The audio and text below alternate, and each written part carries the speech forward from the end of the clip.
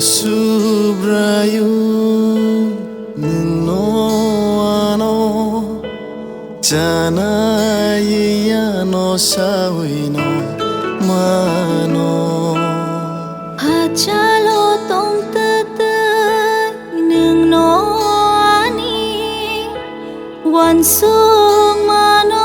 shawai mano anisha teleng lamano nung le nai chomo anila maro nung kaham keno shawai mano o kai to subra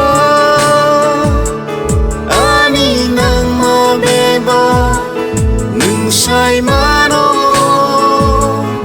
o bugra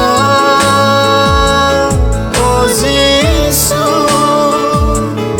ani paishu dei nung sai mano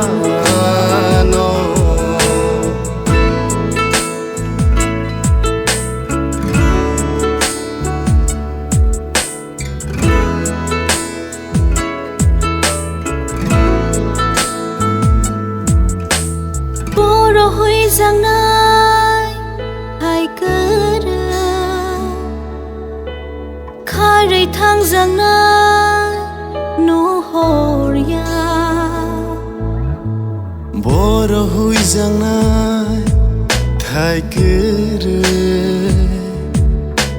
khai thang giang nai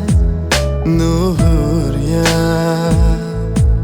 nung nin fola bai khe Shapung hopung nai klaya ano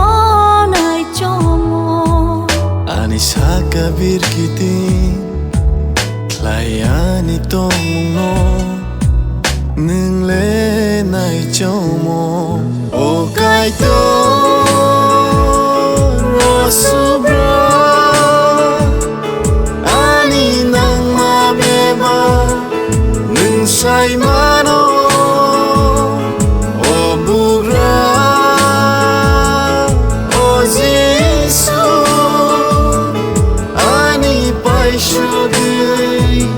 sai mano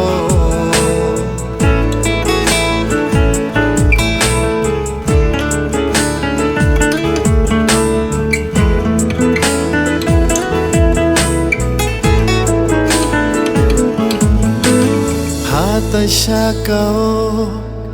boneng tongo abi sing hui jakbo aro tongo hata shakawo bonung tongo abi sing hui zagbo aro tongo o sing saro nini mokoli khare hui jang nai thai kere ani ba nương lê vang phang no no go o kai to rosubra ani nang ma beba nung sai mano o bugra o zisu ani paishu sai mano o subrayu no ano jana no sawino mano